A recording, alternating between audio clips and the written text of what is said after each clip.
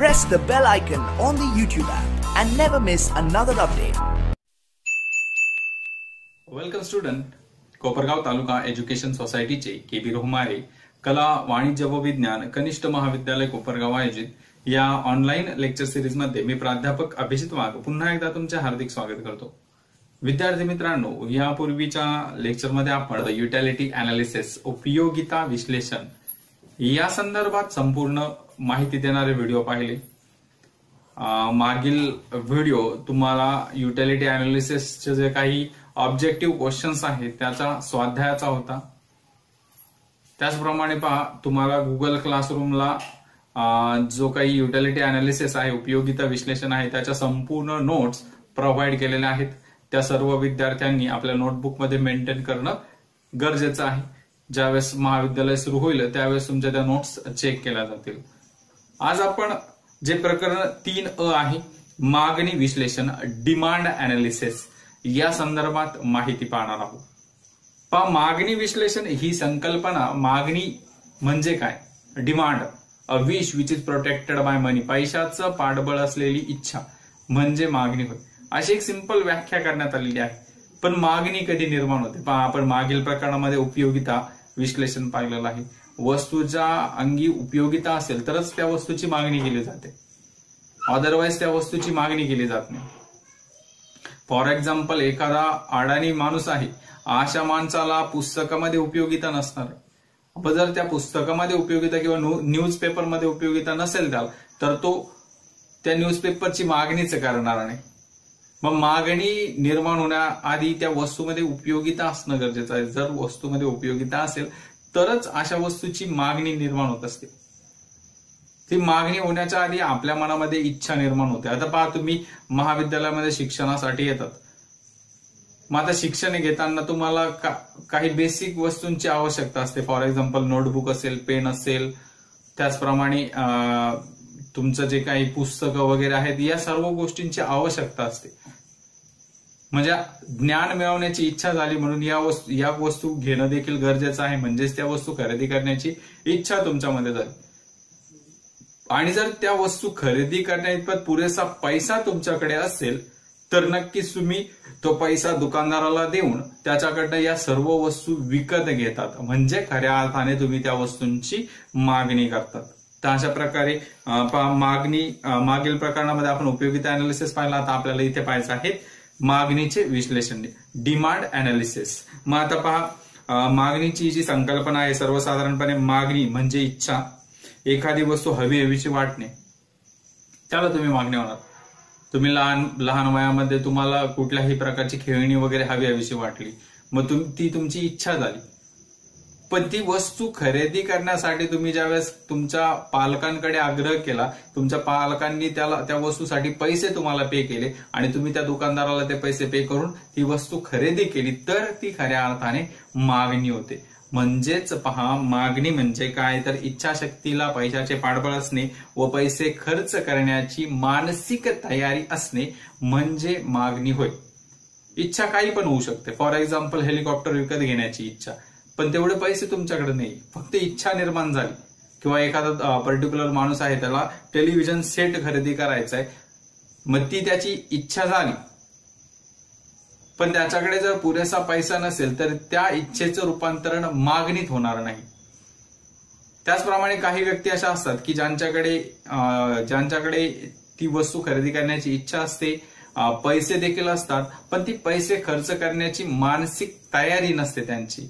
मग अशा व्यक्तींच्या बाबतीत ही मागणी निर्माण होत नाही. म्हणजेच मागणी निर्माण करण्यासाठी महत्वाच्या 3 गोष्टी असतात. पहा, सर्वात तुम्हाला इथे स्क्रीनवर दिसत आहे, मागणी बरोबर इच्छा असणे, प्लस खरेदी करण्याची तयारी असणे, प्लस खरेदीची क्षमता असणे. एखादा सपोज तुमच्याकडे 100 रुपये आहेत आणि दुकानदाराने त्या वस्तूची किंमत जर 200 रुपये सांगितली, तर पुरेशा पैशाअभावी तुमची ती इच्छेचं रूपांतर मागणीत होणार नाही. म्हणजेच पहा, इच्छाशक्तीला पैशाचे पाठबळ असणे व पैसा खर्च करण्याची तयारी असणे म्हणजे मानसिक तयारी असणे म्हणजे मागणी होय. पहा, इथे स्क्रीनवर तुम्हाला व्याख्या डिस्प्ले होत आहे. प्रत्येकाने युट्यूबच्या कमेंट बॉक्समध्ये ही व्याख्या पोस्ट करायची. तुमच्या पुस्तकात अजूनही एक व्याख्या दिलेली आहे, पण तरी देखील ही जी स्क्रीनवर दिसत आहे पहा, इच्छाशक्तीला पैशाचे पाठबळ असणे व पैसे खर्च करण्याची मानसिक तयारी असणे म्हणजे मागणी होय. अशा प्रकारे ही मागणीची व्याख्या प्रत्येकाने पाठ करून आपल्या युट्यूबच्या कमेंट बॉक्समध्ये पोस्ट करायची आहे. त्यानंतर पहा, प्राध्यापक बेनहम यांनी देखील मागणीची एक व्याख्या केलेली आहे. पहा, तुम्हाला इथे स्क्रीनवर डिस्प्ले होत आहे.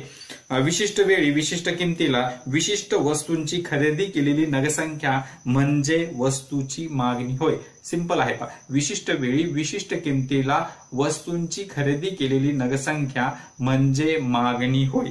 विशिष्ट वेळी विशिष्ट किमतीला विशिष्ट वस्तूंची खरेदी केलेली नगसंख्या म्हणजे मागणी होय. म्हणजे मागणीला काय काय विशिष्ट पर्टिक्युलर काय काय दिलेलं पहा, वेळ सर्वात महत्वाची, विशिष्ट वेळ आणि विशिष्ट किंमत. पर्टिक्युलर किंमत सुद्धा असणं गरजेचं आहे. म्हणजेच पहा, यावरून असं निदर्शनास येतं की मागणीची दोन महत्वाची वैशिष्ट्ये. सर्वात पहिलं, मागणी ही सापेक्ष संकल्पना आहे आणि मागणी विशिष्ट वेळेचा व विशिष्ट किमतीचा संदर्भ मागणीसाठी आवश्यक असतो. तर अशा प्रकारची ही जी मागणी आहे, मागणीचं पत्रक तुम्हाला तुमच्या पाठ्यपुस्तकामध्ये अभ्यासासाठी आहे. मग मागणी पत्रक म्हणजे काय तर पहा, तुम्हाला इथे स्क्रीनवर दिसत आहे, एखाद्या विशिष्ट वस्तूची किंमत आणि त्या वस्तूंची मागणी यांच्यातील कार्यात्मक संबंध ज्या पत्रकाद्वारे किंवा ज्या सारणीद्वारे दर्शविला जातो त्या सारणीला मागणी पत्रक असे म्हणतात. पहा, इथे स्क्रीनवर डिस्प्ले होत आहे. मी पुन्हा रिपीट करतोय, एखाद्या विशिष्ट वस्तूची किंमत आणि त्या वस्तूची मागणी यांच्यातील कार्यात्मक संबंध ज्या सारणीद्वारे दर्शविला जातो त्या सारणीला मागणी पत्रक असे म्हणतात. आता मागणी पत्रक हे दोन प्रकारचं असतं. त्या पहिला प्रकार आहे वैयक्तिक मागणी, पर्सनल डिमांड, आणि दुसरा आहे इंडिव्हिज्युअल डिमांड. पहिला प्रकार इंडिव्हिज्युअल डिमांड असं देखील म्हटलं जातं आणि दुसरा प्रकार आहे मार्केट डिमांड, त्याला तुम्ही बाजार मागणी असे म्हणतात.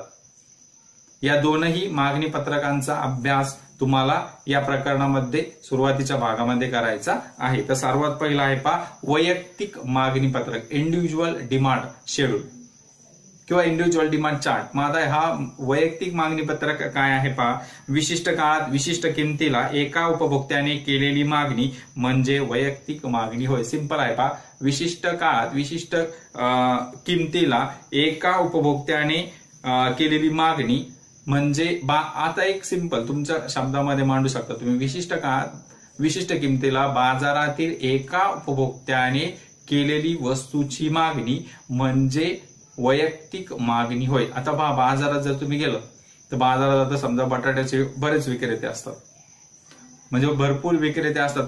त्यामधनं तुमच्या ओळखीचा एखादा विक्रेता असेल तर त्या एका विक्रेत्याकडे तुम्ही जातात आणि त्या विक्रेत्याला बाजारात आता विशिष्ट वेळ आहे, आता सोमवारचा बाजार आहे, मग सोमवारच्या बाजारात तुम्ही गेलात आणि त्या विक्रेत्याला विचारलं, सोमवारच्या दिवशी असं पर्टिक्युलर टायमाला तुम्ही गेलात आणि त्याला विचारलं की बटाट्याचा भाव काय आहे. मग त्याने जर तुम्हाला त्या पर्टिक्युलर भाव सांगितला 10-20 रुपये किलो, मग अशा वेळेस तुमच्याकडे असलेले पैसे तुम्ही त्याला देऊन 1 किलो बटाट्यांची मागणी केली. ही जी मागणी झाली तुमची एका व्यक्तीची, ती आहे तुमची वैयक्तिक मागणी. मग पर्टिक्युलर समजा किंमत कमी झाली तर कदाचित तुमची मागणी वाढू शकते. 20 रुपये किमतीची ती 10 रुपये झाली तर समजा 20 रुपये किंमत असताना तुम्ही 1 किलो मागत होता, 10 रुपये किंमत झाली तर तुम्ही 2 किलो मागणार. म्हणजे किमतीतील चढ उतारला तुमच्या मागणीत सुद्धा बदल ओढून येत असतात. किंमत वाढली मागणी कमी होते, किंमत कमी झाली तर तुमची मागणी वाढते. तर अशा प्रकारे हा आहे वैयक्तिक मागणी. आता ही वैयक्तिक मागणी पत्रक पहा, विशिष्ट काळात विशिष्ट किमतीला एका उपभोक्त्याने केलेली मागणी म्हणजे वैयक्तिक मागणी होय. अजून एक संकल्पना तुमच्या पुस्तकात सांगितलेली पहा, विशिष्ट वेळेला व वेगवेगळ्या किमतीला वैयक्तिक उपभोक्ता किती नगसंख्या खरेदी करतो हे ज्या पत्रकाद्वारे दर्शविले जाते त्या पत्रकाला वैयक्तिक मागणी पत्रक असे म्हणतात. पहा तुमच्या स्क्रीनवर इथे वैयक्तिक मागणी पत्रक डिस्प्ले होत आहे. पहा वैयक्तिक मागणी पत्रक क्ष वस्तूंची किंमत आणि क्ष वस्तूंची असलेली मागणी म्हणजे एका व्यक्तीची क्ष वस्तूला किती प्रकारे मागणी आहे, कशा प्रकारे मागणी आहे. समजा बाजारामध्ये पहा तुम्हाला चार्टमध्ये दाखवल्याप्रमाणे क्ष वस्तूंची किंमत रुपयामध्ये दाखवलेली आहे आणि क्ष वस्तूंची मागणी किलोमध्ये दाखवलेली आहे. 10 रुपये किंमत असताना 1 किलो मागणी तुम्ही करताय. 10 रुपयाची किंमत 8 रुपये झाली तर तुमची मागणी 1 किलोवरनं 2 किलो झाली म्हणजे मागणी वाढली, किंमत कमी झाली, तुमची मागणी वाढली. जशी अनुक्रमे मागणी 10 ची 8, 8 ची 6, 6 ची 4, 4 ची 2 होत जाते. किंमत 10 ची 8, 8 ची 2, 6, 6 ची 4 आणि 4 ची 2 होत जाते. तशी तुमची मागणी 1 ची 2, 2 ची 3, 3 ची 4, 4 ची 5 आणि 5 अशा प्रकारे वाढताना निदर्शनास येते. एका बाजूला किंमत कमी होताना निदर्शनास येते आणि दुसऱ्या बाजूला मागणी वाढताना निदर्शनास येते. आणि हे जो पत्रक दाखवलेलं आहे ते आहे वैयक्तिक मागणी पत्रक, इंडिव्हिज्युअल डिमांड. त्यानंतर जर आता तुम्ही मागणी आणि किंमत आणि मागणी यांचा संबंध पाहिला, किंमत कमी होते आणि मागणी वाढते म्हणजे व्यस्त संबंध तुम्हाला किंमत आणि मागणी यामध्ये निदर्शनास येतो. किंमत ज्या दिशेने बदलते त्याच्या अपोजिट डायरेक्शनने म्हणजेच विरोधी दिशेने मागणी बदलते. किंमत डाऊन होते तर मागणी अप होते, किंमत अप होताना मागणी डाऊन होताना निदर्शनास येते. तर अशा प्रकारे यावरून असं समजलं जातं की किंमत आणि मागणी यामध्ये व्यस्त संबंध आहे, inverse relation between price and demand. त्यानंतर वैयक्तिक मागणी वक्र, तो तुम्ही हा जो चार्ट आधी तुम्ही आलेख पाहिला त्या आलेखाचा जो तक्ता पाहिला त्या तक्त्याच्या साहाय्याने तुम्ही आलेख तयार करू शकतात. म्हणजेच काय तर वैयक्तिक मागणी वक्र हा वैयक्तिक मागणी तक्त्याचे आलेखीय सादरीकरण आहे. म्हणजे जो वक्र काढलाय तो कशाच्या आधारावर काढलाय, त्या तक्त्याच्या आधारावर काढलेला आहे. तुम्हाला इथे वैयक्तिक मागणी वक्र दाखवलेला आहे. हा वैयक्तिक मागणी वक्र. आता अक्ष किंवा क्ष अक्षावर क्ष वस्तूची मागणी दाखवलेली आहे आणि जो य अक्ष आहे त्याला तुम्ही OY अक्ष असं देखील म्हणू शकतात. पहिला जो अक्ष आहे त्याला तुम्ही OX अक्ष म्हणतात आणि जो उभा आहे त्याला तुम्ही OY अक्ष किंवा य अक्ष असं म्हणतात. अक्ष अक्षावर वस्तूची मागणी दाखवलेली आहे आणि अय अक्षावर वस्तूची किंमत दाखवलेली आहे. तर अशा प्रकारे हा मागणी वक्र. सुरुवातीला किंमत जास्त असते, मागणी कमी असते. 10 रुपये किमतीला 1 किलो मागणी, जशी किंमत कमी होत जाते तशी मागणी वाढताना निदर्शनास येते. 2 रुपये किमतीला मागणी सर्वाधिक म्हणजे 5 किलो इतकी झालेली दिसते. यावरनं मागणी वक्र हा डाऊनवर्ड स्लोपिंग उतरत जाणारा निदर्शनास येतो. डावीकडून उजवीकडे उतरत्या स्वरूपाचा निदर्शनास येतो. त्यानंतर मग यावरूनच तुम्हाला काय समजतं की किंमत आणि मागणी, वैयक्तिक मागणीच्या बाबतीत किंमत आणि मागणी यांच्यामध्ये इनव्हर्स रिलेशन आहे, व्यस्त संबंध आहे हे निदर्शनास येते. तुमच्या पाठ्यपुस्तकात जे चित्र दाखवलेलं आहे की वैयक्तिक मागणी, एक विक्रेता आहे आणि त्याच्या समोर एकच ग्राहक आहे. त्या ग्राहकाने जी मागणी केली ती त्याची वैयक्तिक मागणी, इंडिव्हिज्युअल डिमांड राहणार आहे. त्यानंतर पुढचा येतो बाजार मागणी, मार्केट डिमांड. आता मार्केट डिमांड म्हणजे बाजारात तुम्ही पर्टिक्युलर एकच व्यक्ती नाही, बाजारात असंख्य व्यक्ती असतात, त्यांच्याकडे पैसाही वेगवेगळ्या व्यक्तीकडे वेगवेगळ्या स्वरूपाचा पैसा असतो आणि त्यांचे प्रेफरन्स, प्राधान्यही वेगवेगळे असतात. म्हणजे तुमच्याकडे असणाऱ्या पैशामधनं तुम्हाला आवडती वस्तू घेण्याचा तुम्ही प्राधान्यक्रम देत असतात, प्रेफरन्स देत असतात. मग त्यानुसार वेगवेगळ्या किमतीला प्रत्येक उपभोक्त्याची जी मागणी, विक्रेता ग्राहक जो आहे त्याची जी मागणी आहे ती वेगवेगळी असू शकते. म्हणूनच आता इथे बाजार मागणी पत्रक आहे. विशिष्ट काळात विशिष्ट किमतीला बाजारातील सर्व उपभोक्त्यांनी केलेली मागणी म्हणजे बाजार मागणी होय. सिंपल डेफिनेशन आहे विशिष्ट काळात विशिष्ट किमतीला बाजारातील सर्व उपभोक्त्यांनी किंवा सर्व ग्राहकांनी वस्तूची केलेली मागणी म्हणजे बाजार मागणी होय. अजून एक डेफिनेशन केलेली आहे, विशिष्ट वेळेला व वेगवेगळ्या किमतींना बाजारातील सर्व उपभोक्ते किती नगसंख्या खरेदी करतात हे ज्या पत्रकात दर्शविले जाते त्यास बाजार मागणी पत्रक असे म्हणतात. आता बाजार मागणी पत्रकात एका व्यक्तीची मागणी नाही दर्शवलेली, अनेक व्यक्तींची मिळून एकत्रित मागणी काय आहे. फॉर एक्झाम्पल पहा, आता बाजारामध्ये तुम्हाला सांगितलं मी की एक पर्टिक्युलर विक्रेता आहे आणि 100 किलो बटाटे विक्रीसाठी घेऊन आले.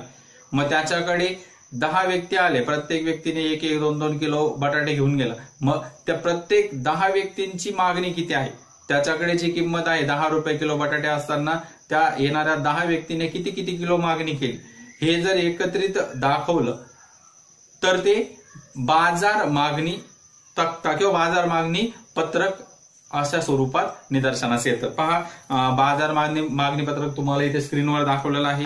पहा, क्ष वस्तूची किंमत ही रुपयात दाखवलेली आहे, क्ष वस्तूंची मागणी ही किलोमध्ये दाखवलेली आहे. मागणी खरेदी करणारे 3 ग्राहक दाखवलेले आहेत, ग्राहक नंबर अ, ब आणि क, आणि त्यांची एकत्रित करून केलेली मागणी म्हणजेच बाजार मागणी. अ ची मागणी अधिक ब ची मागणी अधिक क ची मागणी. पहा, क्ष वस्तूची किंमत 10 रुपये असताना जो अ ग्राहक आहे तो 5 किलो मागणी करतोय, जो ब ग्राहक आहे तो 10 किलो मागणी करतोय आणि जो क ग्राहक आहे तो 15 किलो मागणी करतोय. म्हणजेच त्यांची पहा 5 अधिक 10 अधिक 15 बरोबर एक मार्केट डिमांड ही एकत्रित 30 किलो इतकी होते. म्हणजेच 10 रुपये किमतीला बाजार मागणी ही 30 किलो इतकी आहे. जसजशी किंमत कमी होत जाते, पहा 10 रुपयांवरून किंमत 2 रुपये जेव्हा होते त्यावेळेस अ व्यक्तीची मागणी 25 किलो आहे, ब व्यक्तीची मागणी 30 किलो आहे आणि क व्यक्तीची मागणी 35 किलो आहे आणि बाजाराची जी एकत्रित मागणी आहे 25 अधिक 30 अधिक 35 बरोबर 90 किलो. तर अशा प्रकारे येथेही तुम्हाला बाजार मागणी आणि किंमत यांच्यामध्ये देखील इनव्हर्स रिलेशन निदर्शनास येतो. वस्तूंची किंमत कमी झाल्यास बाजाराची मागणी देखील वाढताना निदर्शनास येते. त्यानंतर पहा, बाजार मागणी वक्र. पहा, आलेखीय दृष्ट्या बाजार मागणी वक्र हा वैयक्तिक ग्राहकाच्या मागणी तक्त्याची जी आकडेवारी आहे त्याची बेरीज म्हणून निदर्शनास येतो. म्हणजे ए व्यक्ती असेल, बी व्यक्ती असेल आणि सी व्यक्ती असेल, या 3ही व्यक्तींची एकत्रित जी मागणी आहे किंवा 3ही व्यक्तींनी केलेली मागणी आहे त्यांची जी बेरीज आहे ती ज्या तक्त्यात दाखवली जाते. हे जे 3 ग्राहक आहे त्या 3ही ग्राहकांनी केलेली जी बाजारात वस्तूंची मागणी आहे ती एकत्रित करून बाजार मागणी आपल्याला निदर्शनास येते. म्हणूनच पहा, बाजार मागणी वक्र खाली आलेखीय सादरीकरण केलेलं आहे. त्याचं अक्षावर वस्तूची मागणी आणि अ या अक्षावर वस्तूची किंमत दर्शवलेली आहे. वस्तूची किंमत पहा 10 रुपये असताना 30 नग इतकी मागणी आहे. त्यानंतर किंमत 10 वरनं 8 ज्यावेळेस होते त्यावेळेस वस्तूची मागणी 45 झालेली दिसते. जसजशी किंमत कमी होत जाते म्हणजेच 10ची ती 2 होते त्यावेळेस बाजार मागणी ही 30 वरनं 90 इतकी झालेली निदर्शनास येते. म्हणजेच किंमत कमी होते तर मागणी वाढते. अशा प्रकारे वैयक्तिक मागणी असेल किंवा बाजार मागणी असेल, दोनही मागणींच्या बाबतीत किंमत आणि मागणी यांच्यामध्ये व्यस्त संबंध निदर्शनास येतो. पहा, इथे तुम्हाला तुमच्या इथे स्क्रीनवर दिसत आहे की कशा प्रकारे बाजार मागणी, एक विक्रेता आहे आणि त्याच्या आजूबाजूला अनेक ग्राहक आलेले दिसत आहेत आणि त्या प्रत्येक ग्राहकांनी एकत्रित मिळून केलेली जी मागणी असते त्या बाजार मागणी असे म्हणतात. तर अशा प्रकारे आजच्या या लेक्चरमध्ये आपण जे मागणी पत्रक आहे 2 प्रकारचे, एक वैयक्तिक मागणी पत्रक आणि एक बाजार मागणी पत्रक या संदर्भात माहिती पाहिली.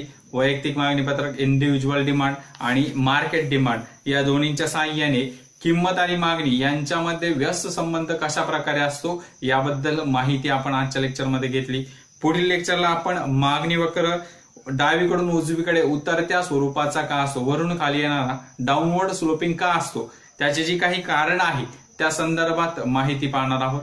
तत्पूर्वी आजचे लेक्चर आवडल्यास लाईक, शेअर आणि सबस्क्राईब करायला विसरू नका. अजूनही काही विद्यार्थी चॅनल सबस्क्राईब करायचे बाकी आहेत, अशा विद्यार्थ्यांनी चॅनल सबस्क्राईब करा आणि लाईक आणि कमेंट करायला विसरू नका. लेक्चर स्टार्ट टू एंड पर्यंत पाहिले त्याबद्दल सर्वांचे धन्यवाद. लेक्चर आवडल्यास लाईक, शेअर आणि सबस्क्राईब करायला विसरू नका. धन्यवाद.